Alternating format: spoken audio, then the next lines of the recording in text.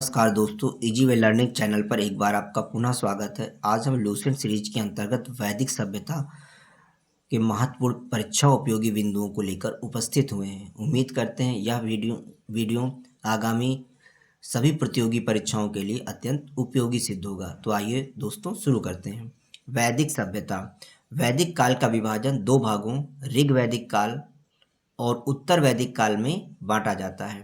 पहला है ऋग वैदिक काल, जो 1500 से 1000 ईस्वी तक होता है, ईसा पूर्व तक। और दूसरा उत्तर वैदिक काल, जो 1000 से 600 ईसा पूर्व तक माना जाता है।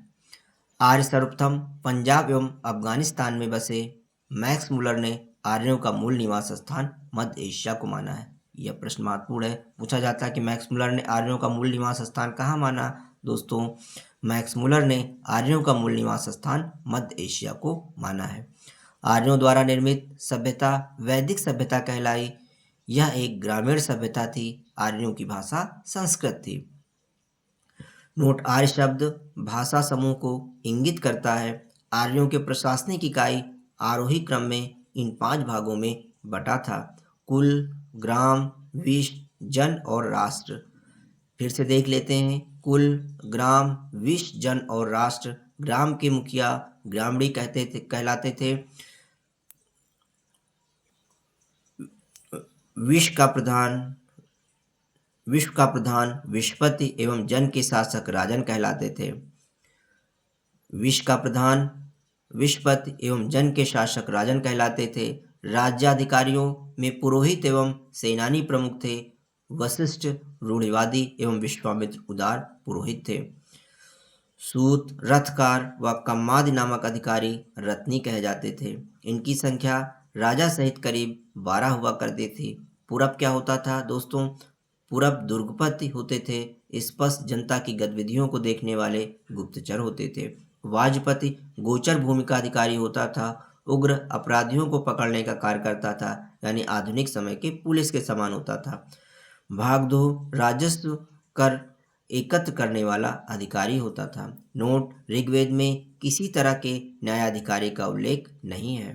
ऋग्वैदिक काल के दिशा और उससे संबंधित राजा के नाम की चर्चा कर लेते हैं। दोस्तों, पूर्व दिशा के राजा को जो उत्तर वैदिक शब्द था प्राची था, राजा का नाम सम्राट होता था। पश्चिमी का उत्तर वैदिक शब्द प्रतीची था और राजा का नाम स्वराष्ट्र था। उत्तर का उत्तर वैदिक शब्द उदीची था और राजा का नाम विराट था। मध्य के राजा को राजा कहते थे और दक्षिण के राजा को भोज कहते थे। सभा एवं समिति राजा को सलाह देने वाली संस्था थी। सभा श्रेष्ठ एवं संभ्रांत लोगों की संस्था थी, जबकि समिति सामान्य जनता का प्रतिनिधित्व करती थी। इसके अध्यक्ष को ईशान कहा जाता था। स्त्रियां सभा एवं समितियों में भाग ले सकती थी। युद्ध में कबीले का नेतृत्व राजा करता था। युद्ध के लिए गविष्ट शब्द का प्रयोग किया गया है, जिसका अर्थ है गायों की खोज। दासराग युद्ध का उल्लेख ऋग्वेद के 7वें मंडल में है। यह युद्ध परुष्णी रावी नदी के तट पर सुदास एवं 10 जनों के बीच लड़ा गया, जिसमें सुदास विजयी हुआ। ऋग्वैदिक समाज 4 वर्णों में विभक्त था। ये वर्ण थे ब्राह्मण, क्षत्रिय, वैश्य और शूद्र। यह विभाजन व्यवसाय पर आधारित था। ऋग्वेद के 10वें मंडल के पुरुष सूक्त में चतुर्वर्णों का उल्लेख मिलता है। इसमें कहा गया है कि ब्राह्मण परम पुरुष के मुख से, क्षत्रिय उनकी भुजाओं से, वैश्य उनकी जांघों से एवं शूद्र उनके पैरों से उत्पन्न हुए हैं। दोस्तों, उपनिषदों की कुल संख्या 108 है। महापुराणों की संख्या 18 है और वेदांगों की संख्या 106 है। ऋग्वैदिक कालीन देवताओं को देख लेते हैं। इंद्र युद्ध का नेता एवं वर्षा का देवता होता था। अग्नि देवता एवं मनुष्य के बीच मध्यस्थ का कार्य करता था। वरुण पृथ्वी एवं सूर्य के निर्माता, समुद्र के देवता, विश्व के नियामक व शासक, सत्य का प्रतीक, ऋतु परिवर्तन व दिन रात का कर्ता होता था। दौ आकाश का देवता दौ कहलाता था, जो सबसे प्राचीन देवता था। सोम वनस्पत देवता को सोम कहते थे। ऊषा प्रगति एवं उत्थान का देवता ऊषा कहलाता था। अश्विन विपत्तियों को हरने वाला देवता अश्विन होता था। पूषण पशुओं का देवता पूषण कहलाता था। विष्णु विश्व के संरक्षक एवं पालनकर्ता विष्णु कहलाते थे। मरुत आंधी तूफान का देवता मरुत कहलाता था। उत्तर वैदिक काल में हल को सिरा व हल रेखा को सीता कहा जाता था। उत्तर वैदिक काल में निष्क और शतमान मुद्रा की इकाइयाँ थी। सिक्कों के चलन का कोई प्रमाण नहीं मिलता। सांख्य दर्शन भारत के सभी दर्शनों में सबसे प्राचीन है। इसके अनुसार मूल तत्व 25 हैं, जिनमें पहला प्रकृति है और दूसरा पुरुष है। सत्यमेव जयते मुंडकोपनिषद से लिया गया है तथा इसी उपनिषद में यज्ञ की तुलना फूटी नाव से की गई है। ईसा पूर्व दूसरी सदी में राजाओं के उपयुक्त यज्ञवेदी बनाने के लिए आपस्तंभ व्यवहारिक ज्यामिति की रचना की। गायत्री मंत्र सवित्र नामक देवता को संबोधित है, जिसका संबंध ऋग्वेद से है। लोगों को आर्य बनाने के लिए विश्वामित्र ने गायत्री मंत्र की रचना की। श्राद्ध की प्रथा पहल दत्तात्रेय ऋषि के बेटे निमिष ने शुरू की। उत्तर वैदिक काल में कौशाम्बी नगर में प्रथम बार पक्की ईंटों का प्रयोग किया गया। महाकाव्य दो हैं, महाभारत एवं रामायण। महाभारत का पुराना नाम जय संहिता है एवं यह विश्व का सबसे बड़ा महाकाव्य है। गोत्र नामक संस्था का जन्म उत्तर वैदिक काल में हुआ।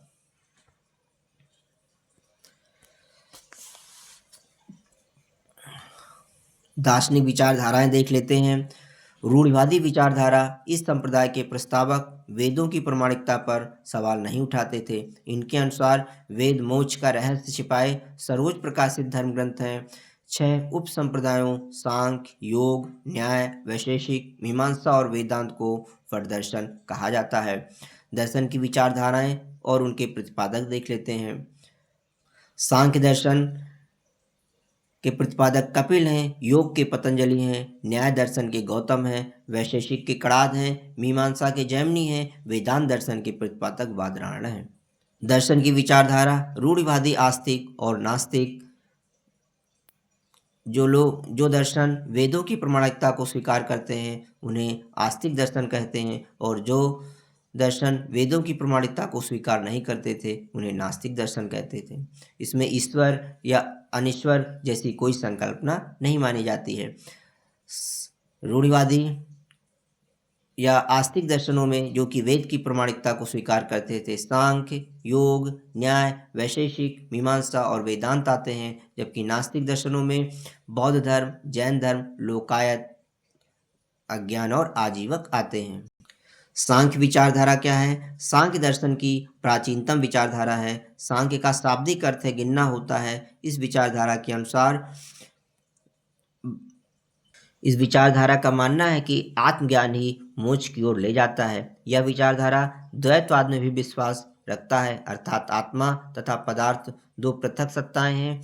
यह अवधारणा सभी ज्ञान का आधार है, स्वीकार करती है। इस ज्ञान को 3 मुख्य अवधारणाओं द्वारा प्राप्त किया जा सकता है: प्रत्यक्ष, अनुभूति, अनुमान।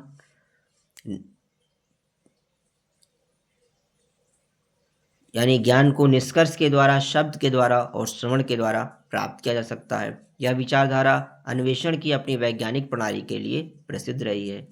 योग विचारधारा, इसके अनुसार मानव शारीरिक प्रयोग तथा ध्यान का प्रयोग कर मुक्ति प्राप्त कर सकता है। मुक्ति प्राप्त करने के साधन है यम यानी स्वनियंत्रण का अभ्यास करना। नियम व्यक्ति के जीवन को संचालित करने वाले नियमों का पालन नियम कहलाता है। प्रत्याहार अर्थात विषय का चयन प्रत्याहार कहलाता है। धारणा मन को स्थिर रखना धारणा है। ध्यान चयनित विषय पर ध्यान एकत्रित करना एवं समाधि मन तथा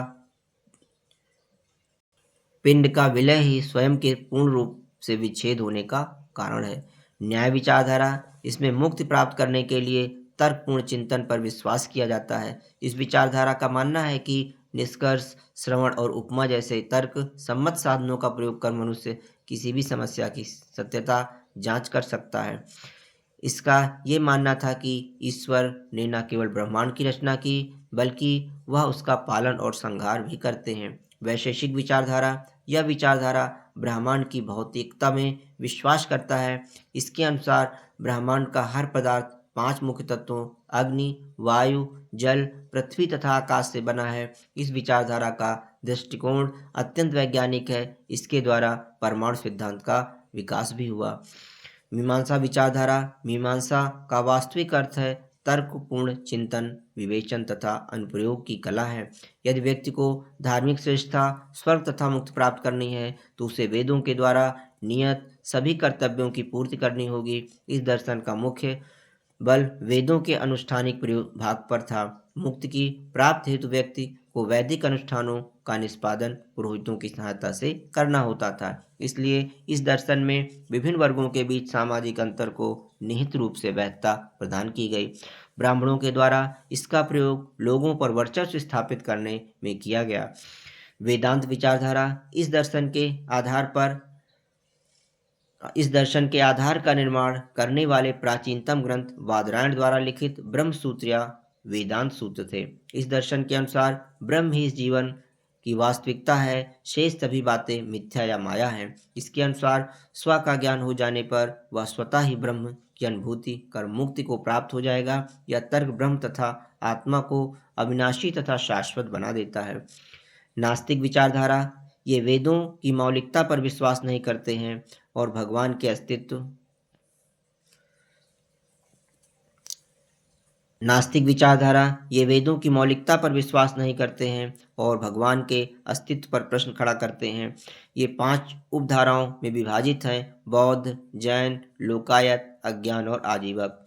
लोकायत दर्शन या चार्वाक विचारधारा बृहस्पति ने इस विचारधारा की नींव रखी। इसकी चर्चा वेदों तथा बृहदारण्यक उपनिषद में मिलती है। इसके अनुसार ब्रह्मांड में केवल 4 तत्व हैं: अग्नि, पृथ्वी, जल तथा वायु। इस विचारधारा के समर्थक आकाश की गणना 5 आधारभूत तत्वों में नहीं करते हैं, क्योंकि यह मनुष्य की अनुभूति से परे है। इस विचारधारा के अनुसार इस विश्व के परे कोई अन्य जगत नहीं है, इसलिए मृत्यु मानव का अंत है तथा सुख भोग ही मनुष्य जीवन का चरम लक्ष्य है। इसलिए उन्होंने खाओ पियो और मस्त रहो के सिद्धांत का प्रतिपादन किया। अज्ञान कट्टरपंथी संशयवाद में विश्वास करते थे। इनके अनुसार ज्ञान प्राप्त करना असंभव है। यदि यह असंभव भी है तो मोक्ष प्राप्त के लिए व्यर्थ है। इसका विश्वास था कि अनभिज्ञता ही सर्वोत्तम है। आजीवक इसकी स्थापना मक्खलपुत्र गोशाल द्वारा ईसा पूर्व 6ठी शताब्दी में की गई। ये बौद्ध धर्म एवं जैन धर्म के विपरीत कर्म के सिद्धांत में विश्वास नहीं करते। ये कर्म को भ्रामक मानते हैं। इसने बौद्ध एवं जैन धर्म के समान वेदों की सत्ता को नकारा था। उत्तर प्रदेशों में श्रावस्ती आजीवक का प्रमुख केंद्र था। यानी उत्तर प्रदेश में श्रावस्ती आजीवक संप्रदाय का प्रमुख केंद्र था। आजीवक संप्रदाय के मानने वाले निराकार आत्मा की अवधारणा के विपरीत आत्मा के भौतिक रूप में विश्वास करते थे। बिंदुसार इसके अनुयायी थे। अशोक 7वें स्तंभ के राजा देश में आजीवकों का उल्लेख मिलता है। नोट: वेदांत दर्शन में उपनिषद, भगवद गीता और ब्रह्म सूत्र को ज्ञान का प्रमुख स्रोत माना जाता है। इन तीनों ग्रंथों को सामूहिक रूप से प्रस्थानत्रयी कहा जाता है। यानी उपनिषद, भगवद गीता और ब्रह्म सूत्रों को सामूहिक रूप से प्रस्थानत्रयी कहते हैं।